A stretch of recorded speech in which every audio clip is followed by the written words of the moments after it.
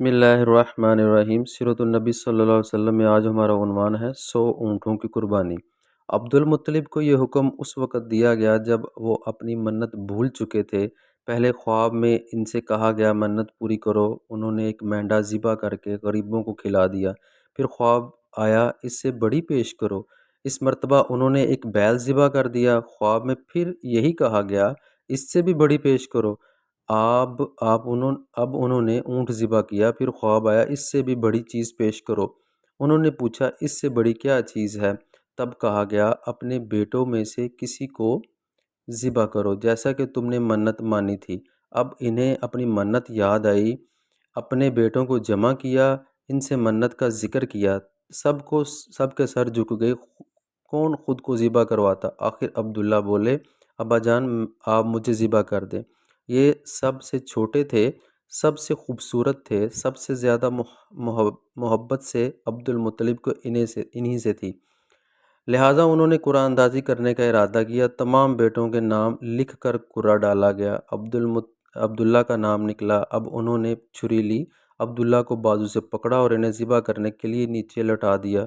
جو ہی باپ نے بیٹے کو لٹایا، عباس سے ضبط نہ ہو سکا، یعنی صبر نہ ہو سکا، فوراً آگے بڑھے اور بھائی کو کھینچ لیا۔ اس وقت یہ خود بھی چھوٹے سے تھے۔ ادھر باپ نے عبداللہ کو کھینچا، اسی کھینچا تانی میں عبداللہ کے چہرے پر خراشیں بھی آئیں۔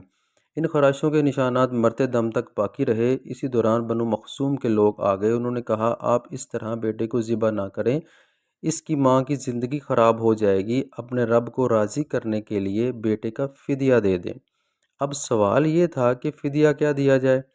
اس کی ترکیب یہ بتائی گئی کہ کاغذ کے ایک کاغذ پر 10 اونٹ لکھے جائیں، دوسرے پر عبداللہ کا نام لکھا جائے۔ اگر 10 اونٹ والی پرچی نکلے تو 10 اونٹ قربان کر دیے جائیں۔ اگر عبداللہ والی پرچی نکلے تو 10 اونٹ کا اضافہ کر دیا جائے۔ پھر 20 اونٹ والی پرچی اور عبداللہ والی پرچی ڈالی جائے۔ اب اگر 20 اونٹ والی پرچی نکلے تو 20 اونٹ قربان کر دیے جائیں، ورنہ 10 اونٹ اور بڑھا دیے جائیں۔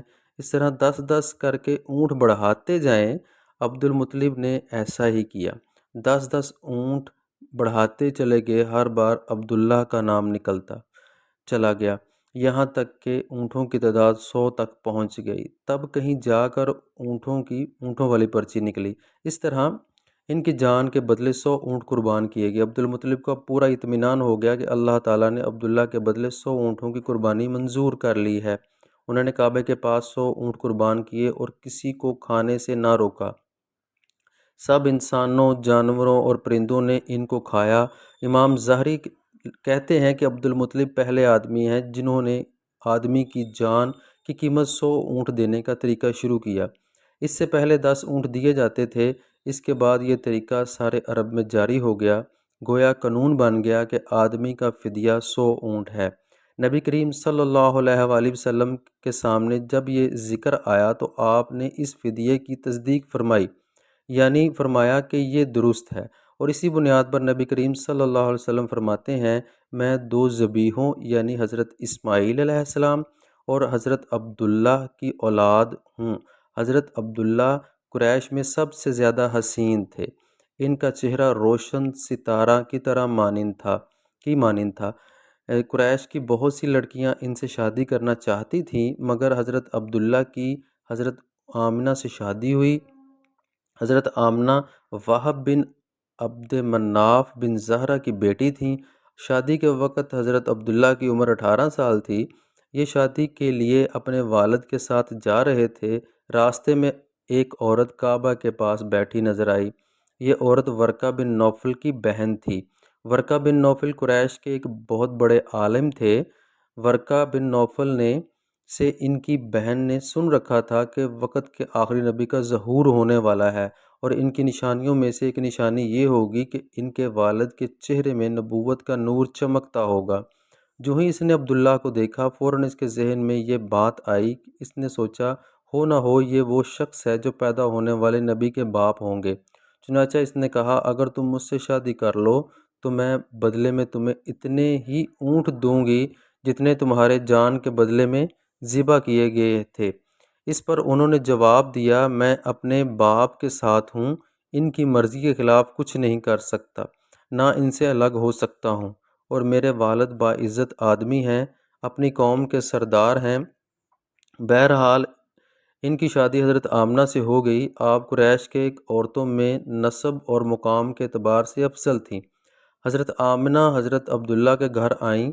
آپ فرماتی ہیں، جب میں ماں بننے والی ہوئی تو میرے پاس ایک شخص آیا، یعنی ایک فرشتہ انسانی شکل میں آیا۔ اس وقت میں جاگنے اور سونے کے درمیانی حالت میں تھی۔ عام طور پر اس حالت کو غنودگی کہا جاتا ہے۔ اس نے مجھ سے کہا، کیا تمہیں معلوم ہے کہ تم اس امت کی سردار اور نبی کی ماں بننے والی ہو؟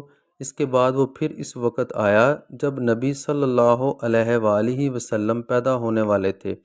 اس مرتبہ اس نے کہا، جب تمہارے ہاں پیدائش ہو تو کہنا، میں اس بچے کے لیے اللہ کی پناہ چاہتی ہوں ہر حسد کرنے والے کے شر اور برائی سے۔ پھر تم اس بچے کا نام محمد رکھنا، کیونکہ ان کا نام تورات میں احمد ہے، اور زمین اور آسمان والے ان کی تعریف کرتے ہیں، جبکہ قرآن میں ان کا نام محمد ہے، اور قرآن ان کی کتاب ہے۔ ایک روایت کے مطابق فرشتے نے ان سے یہ کہا، تم وقت کے سردار کی ماں بننے والی ہو۔ اس بچے کی نشانی یہ ہوگی کہ اس کے ساتھ ایک نور ظاہر ہوگا، جس سے ملک شام اور بصرہ کے محلات بھر جائیں گے۔ جب وہ بچہ پیدا ہو جائے گا تو اس کا نام محمد رکھنا، کیونکہ تورات میں اس کا نام احمد ہے، اور کہ زمین اور آسمان والے ان کی تعریف کرتے ہیں، اور انجیل میں ان کا نام احمد ہے کہ آسمان اور زمین والے ان کی تعریف کرتے ہیں، قرآن میں ان کا نام محمد ہے۔ حضرت عبداللہ کے چہرے میں جو نور چمکتا تھا، شادی کے بعد وہ حضرت آمنہ کے چہرے میں آ گیا تھا۔ امام زہری فرماتے ہیں، حاکم نے یہ روایت بیان کی ہے کہ اور اس کو صحیح قرار دیا ہے کہ صحابہ رضی اللہ تعالی عنہم نے حضور نبی کریم صلی اللہ علیہ وآلہ وسلم سے عرض کیا، اے اللہ کے رسول، ہمیں اپنے بارے میں کچھ بتائیے۔ آپ صلی اللہ علیہ وآلہ وسلم نے ارشاد فرمایا، میں اپنے باپ ابراہیم علیہ السلام کی دعا ہوں، اپنے بھائی عیسیٰ علیہ السلام کی بشارت ہوں اور خوشخبری ہوں۔ جب میں اپنی والدہ کے شکم میں آیا تو انہوں نے دیکھا، گویا ان سے ایک نور ظاہر ہوا ہے، جس سے ملک شام میں بصرہ کے محلات روشن ہو گئے۔ حضرت آمنہ نے حضرت حلیمہ سعدیہ سے فرمایا تھا، میرے اس بچے کی شان نرالی ہے، یہ میرے پیٹ میں تھے تو مجھے کوئی بوجھ اور تھکن محسوس نہیں ہوئی۔ حضرت عیسیٰ علیہ السلام وہ آخری پیغمبر ہیں جنہوں نے آپ صلی اللہ علیہ وآلہ وسلم کی آمد کی خوشخبری سنائی ہے۔ اس بشارت کا ذکر قرآن مجید میں بھی ہے۔ سورۃ الصاف میں اللہ تعالیٰ فرماتے ہیں، اور اسی طرح وہ وقت بھی قابل ذکر ہے جب کہ عیسیٰ ابن مریم علیہ السلام نے فرمایا کہ اے بنی اسرائیل، میں تمہارے پاس اللہ کا بھیجا ہوا آیا ہوں، اور مجھ سے پہلے جو تورات آ چکی ہے میں اس کی تصدیق کرنے والا ہوں، اور میرے بعد جو ایک رسول آنے والا ہے، ان کا نام مبارک احمد ہوگا، میں ان کی بشارت دینے والا ہوں۔ اب چونکہ حضرت عیسیٰ علیہ السلام یہ بشارت سنا چکے تھے، اس لیے وہ ہر دور کے لوگ آپ صلی اللہ علیہ وسلم کی آمد کا بے چینی سے انتظار کر رہے تھے۔ ادھر آپ کی پیدائش سے پہلے ہی حضرت عبداللہ انتقال کر گئے۔ سابقہ کتب میں آپ کی نبوت کی ایک علامت یہ بھی بتائی گئی ہے کہ آپ کے والد کا انتقال آپ کی ولادت سے پہلے ہو جائے گا۔ حضرت عبداللہ ایک تجارتی قافلے کے ساتھ تجارت کے لیے گئے تھے، اسی دوران بیمار ہو گئے اور کمزور ہو کر واپس لوٹے۔ قافلہ مدینہ منورہ سے گزرا تو حضرت عبداللہ اپنی ننیال یعنی بنو نجار کے ہاں ٹھہرے۔ ان کی والدہ بنو نجار سے تھیں، 1 ماہ تک بیمار رہے اور انتقال کر گئے۔ انہیں یہیں دفن کر دیا گیا۔ تجارتی قافلہ جب حضرت عبداللہ کے بغیر مکہ مکرمہ پہنچا اور عبد المطلب کو پتہ چلا کہ ان کے بیٹے عبداللہ بیمار ہو گئے ہیں اور مدینہ منورہ میں ہی ننیال میں ہیں، تو انہیں لانے کے لیے عبد المطلب نے اپنے بیٹے زبیر کو بھیجا۔ جب یہ وہاں پہنچے تو عبداللہ کا انتقال ہو چکا تھا۔ مطلب یہ کہ آپ صلی اللہ علیہ وسلم اس دنیا میں اپنے والد کی وفات کے چند ماہ بعد تشریف لائے۔ جزاک اللہ خیرہ۔